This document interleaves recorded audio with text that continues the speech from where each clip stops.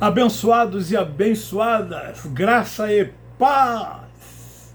Quinta-feira, 7 de julho de 2022. Aí eu aqui, novamente, trazendo uma pérola da graça de Deus para nossa reflexão, para meditarmos e entendermos que nós conhecemos o Pai dos Espíritos, e entendemos que Ele habita no nosso espírito, e assim sendo, adoramos-o em espírito e em verdade, e prestamos ao Pai dos Espíritos o culto racional. Queridos, eu quero pedir, como eu disse na última mensagem, vou pedir sempre. Não esqueça de dar o like. Essa última mensagem, o número de likes aumentaram. Muito obrigado por ter me atendido. Me ajude a compartilhar o meu canal, a espalhar a mensagem do Evangelho da Graça de Deus. Nós precisamos fazer com que muitos filhos da Livre, que lá está, no sistema religioso, possam acordar, despertar, e filhos também da escrava que lá estão, que possam tirar o véu de sobre o rosto, ter os olhos espirituais abertos, e, quem sabe, o Espírito Santo trazer-lhes o entendimento, abrir-lhes a mente e passarem a ter a mente iluminada. Esse é o meu intuito. E eu vou prosseguir. Eu disse para Deus quando eu sofri um infarto, eu queria continuar vivendo como quero continuar vivendo, porque eu quero levar o Evangelho da Graça de Deus. Eu abracei essa causa, eu estabeleci isso como meta. Isso é a única coisa mais importante enquanto eu viver aqui. Eu não abro mão do Evangelho da Graça de Deus. Alguém conversando comigo esses dias, essa pessoa da Igreja Universal, esposa de um pastor, eu comento isso até no vídeo anterior.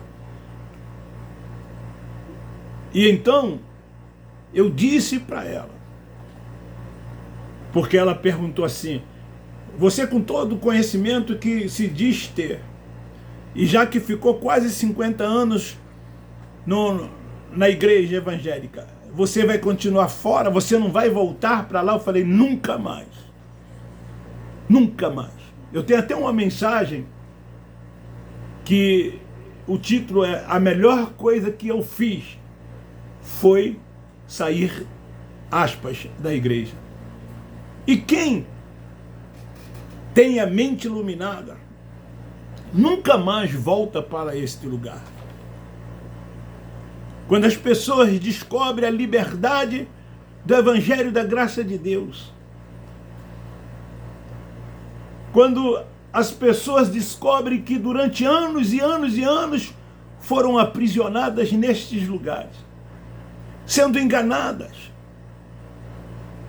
com falsos ensinos e com muitas mentiras. Mentiras sobre o inferno, sobre o diabo como ser espiritual. Mentira que se tem que aceitar Jesus, que tem que se batizar, tem que cear, que tem que cumprir tudo lá naqueles lugares para que possa alcançar salvação. Depois que entendemos isso, nunca mais, nunca mais, nunca mais, nunca mais. Quando as pessoas entendem que ela é a habitação, que ela é a morada do Espírito Santo, que o Espírito Santo de Deus habita no seu espírito, e ela entende que ela é filha de Deus, eleita, predestinada, e que ninguém pode arrebatar das suas mãos. Nada separa do amor de Deus. Seja lá o que for, pode se separar. Queridos, só mesmo quem conhece esse Evangelho da Graça de Deus, essa liberdade que temos, é que desfruta desse gozo inefável e fala com convicção, com certeza,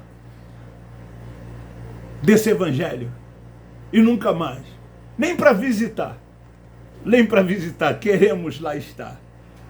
Somos o templo da habitação de Deus.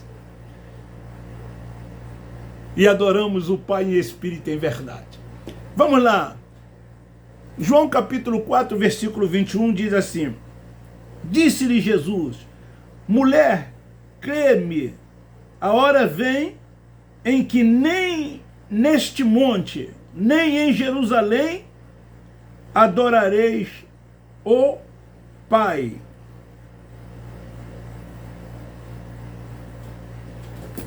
Querido, neste encontro da mulher samaritana com o Cristo Nazareno, e por isso que eu quero dar o tema desta mensagem,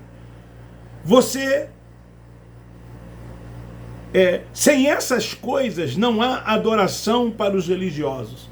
E eu vou relatar que coisas são essas. Então, nesse encontro com esta mulher de Samaria, mulher samaritana, o Cristo Nazareno, e essa mulher sentiu um deleite muito grande na sua alma ao encontrar o Cristo Nazareno, o Messias que veio buscar e salvar as ovelhas perdidas da casa de Israel, o Messias que veio para cumprir a lei. E então, depois de palestrar com o mestre, essa mulher então diz para o mestre o seguinte: nossos pais adoraram neste monte, mas vós, os judeus, dizeis que é em Jerusalém. Ela estava incluindo o Cristo Nazareno, o lugar onde se deve adorar. Ela diz: vós, os judeus, dizem que é neste lugar, que é em Jerusalém, que se deve adorar. Querido, eu vou mencionar aqui algumas coisas que para os religiosos não há adoração sem que haja todas essas coisas. Eles não entendem o significado de que quando o mestre aqui diz, virá dias, ou chegará a hora em que o Pai é adorado em espírito e em verdade. Eles não entendem, não compreendem o que é culto racional. Nenhum deles entende e compreende isso.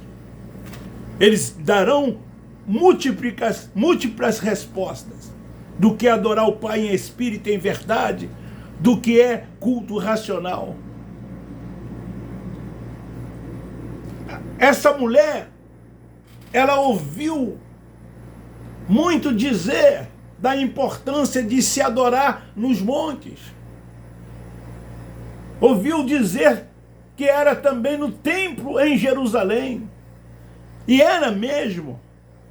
Os judeus buscavam o Deus nos montes, buscava no templo, nas sinagogas. Era assim que eles faziam, e era assim que tinha que ser feito, porque eles viviam debaixo da lei, e tinham que cumprir a lei. O que se tinha que fazer, que era o lado positivo, e o lado negativo, o que não se tinha que fazer. Eles ainda, os religiosos de hoje, não se despertaram de que o Cristo Nazareno morreu e ressuscitou. E agora é o Cristo ressurreto, é o Cristo ressuscitado, que é Espírito, que é o próprio Deus, que agora faz de nós a sua morada, o templo da sua habitação. Então, para os religiosos não há adoração sem essas coisas. Que coisas são essas? Sem templo. O religioso, ele só acredita que para adorar o Pai tem que ter o templo. Você já ouviu, eu já ouvi, diversas vezes eles dizerem, domingo é dia do Senhor. Eu vou ao templo, ou na quinta, ou na terça, eu vou ao templo. Para quê? Para adorar o Senhor. Pegam versículos, como eu já citei em algumas mensagens minhas, textos, como o Salmo 27, versículo 4, como o Salmo 23, versículos 7 e 8, quando o salmista diz, certamente que a bondade e a misericórdia me seguirão todos os dias da minha vida e habitarei na casa do Senhor por longos dias. Quando o salmista diz no versículo 4 do Salmo 27, uma coisa eu pedi ao Senhor e a buscarei, que eu possa morar no templo, na sua casa, todos os dias da minha vida. Eles pegam o Salmo 122, quando o salmista diz, alegrei-me quando me disseram, vamos à casa do Senhor. O salmista se sentia alegre, feliz, quando era convidado a estar no templo. Assim como os que cumpriam a lei, os que viviam debaixo da lei, se sentiam felizes quando iam ao templo. Porque o templo era o lugar aonde Deus se manifestava, era o lugar aonde se devia buscar o Senhor. Assim como nos montes, como Elias fugiu de Jezabel, ele foi para o monte, e lá no monte eles estavam esperando Deus falar com ele. E depois de um terremoto, do fogo, de um vento forte, numa voz suave e meiga, ele ouviu a voz de Deus que disse para ele, unge Urias. Urias não, unge Azarias, rei de Israel, e unge Eliseu, profeta, em seu lugar. Era no monte, foi lá que Elias ouviu a voz de Deus. E era comum os religiosos da época irem para os montes, frequentar o templo. E então hoje, nos nossos dias, também as pessoas entendem que sem o templo não há adoração. E lá tem um pastor, sem a presença de um líder religioso, de um pastor, de um apóstolo, de um bispo, de um presbítero, de uma pessoa designada para estar à frente daquele movimento, para eles não há adoração. Tudo isso compreende um rito dentro desses lugares. Templo, liderança, pastor, seja lá o que for. As reuniões desses lugares têm liturgias, sem liturgias para eles não se pode adorar o Senhor. Quem frequenta esses lugares sabe das liturgias de cada uma instituição religiosa, de cada uma denominação, o que tem que se fazer a cada momento dentro daquele compêndio de horas estabelecidas naquele lugar, aspas, para cultuar, para louvar, adorar a Deus. Tem as liturgias. Eles dizem para nós que nós não conseguimos e não podemos adorar a Deus porque nós não frequentamos o templo, porque nós não temos o pastor como nosso Senhor, como nosso líder, porque nós não estamos lá, segundo eles, em comunidade, unido com outros irmãos. Então nós estamos desviados, estamos desigrejados, estamos fora do contexto de adoração. Para eles, nós não adoramos a Deus. Temos que ter os cerimoniais, como existem muitos cerimoniais dentro desses lugares. Batismo, aspas, ceia do Senhor, e outros, que compreende que está inserido dentro do contexto para eles de adoração. Automaticamente, dentro desses lugares, há primazia o lugar onde esses líderes espirituais que se dizem ter uma unção especial, que se dizem ter uma autoridade espiritual concedida por Deus a eles, e que as pessoas que lá vivem devem viver, devem obedecer e devem estarem debaixo dessa cobertura espiritual. Se assim não for, elas estão em desobediência. E não podem sair dali para uma outra instituição religiosa se não sair debaixo das suas bênçãos. Porque se assim fizer, são rebeldes e estão em rebeldia. Por quê?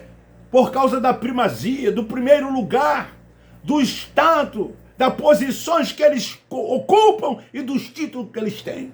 Porque é o que eles mais querem, são títulos.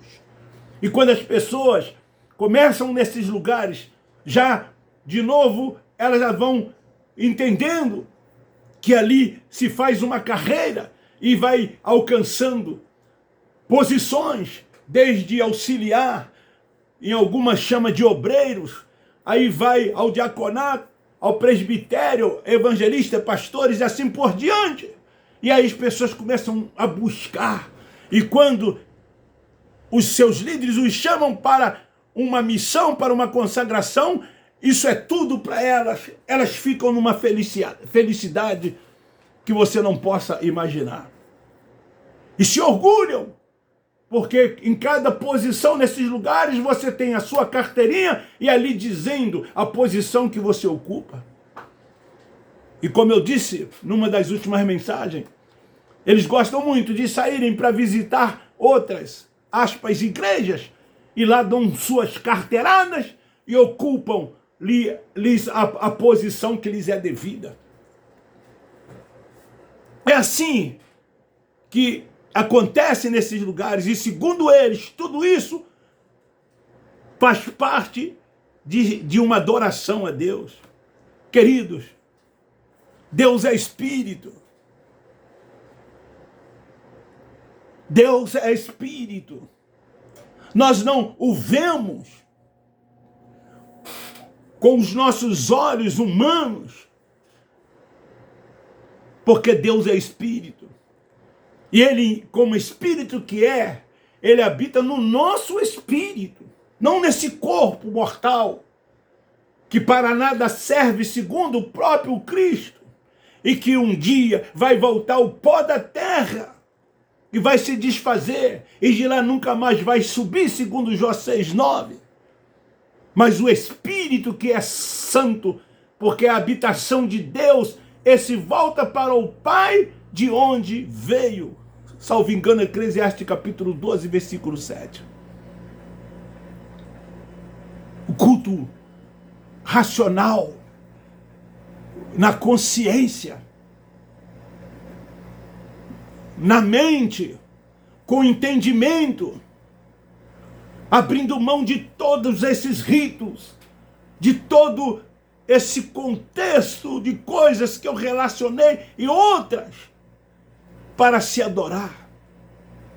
O culto a Ele é em espírito e em verdade, em sinceridade. Em sinceridade. Sabemos o que estamos fazendo. Não há nenhuma participação humana nessa adoração. É o nosso espírito adorando um Deus que é espírito, de forma consciente, com consciência, com a mente, com entendimento, que é o culto racional. Então fica aí esta palavra para a nossa reflexão, para a nossa meditação. Sem essas coisas não há como adorar para os religiosos, não há adoração. Essa mulher samaritana que encontrou Cristo Nazareno, ela falou o óbvio. Nossos pais adoram no monte, e vós judeus dizeis que é em Jerusalém. ela estava correta. Mas o mestre que veio para morrer, para salvar as ovelhas perdidas da casa de Israel, ele sabia que ele ia morrer, mas ele sabia que ia ressuscitar, e ao ressuscitar, ele ressuscitaria em espírito. E então ele diz: mulher, vem dias que os verdadeiros adoradores adorarão o Pai em espírito e em verdade. Então não se tem como adorar o Pai em verdade e em espírito dentro desses lugares, porque há participação dos homens. São os homens, são os movimentos feitos por eles ali, que tentam, segundo eles, ajudar a fazer essa adoração. Eles acham que é com um hino, até com uma melodia muito bonita, mas a letra não tem nada a ver. E ali eles começam, pulam, é o corpo, dançam, salteiam, bate palma, enfim, faz uma porção de coisas. E eles acham que estão adorando o Pai em espírito. Porque sem essas coisas para eles não há adoração. Tem que ter todas essas coisas. Já começa ao sair de casa. Vou ao templo, vamos ao templo. Vamos à casa de Deus. Casa do Pai. É assim que eles chamam. Muitos hoje, com o avanço da tecnologia, antes de irem, tiram uma foto e postam nas redes sociais. Arrumado, bonito, lindo, para ir à casa do Pai, para adorar o Pai. É assim que eles pensam, é assim que eles dizem e é assim que eles agem. E já vai nas suas mentes um contexto de rituais, de liturgias, de práticas para executarem dentro desses lugares. Quando Deus é adorado em espírito, Ele é adorado 24 horas por dia. Ele é adorado em todos os lugares. Ele é adorado a todos os momentos. O verdadeiro adorador, ele está pensando sempre nas coisas dos céus, nas coisas do alto. Focado 100% em Deus. Reconhecendo esse Deus soberano, onipotente, onipresente, onisciente.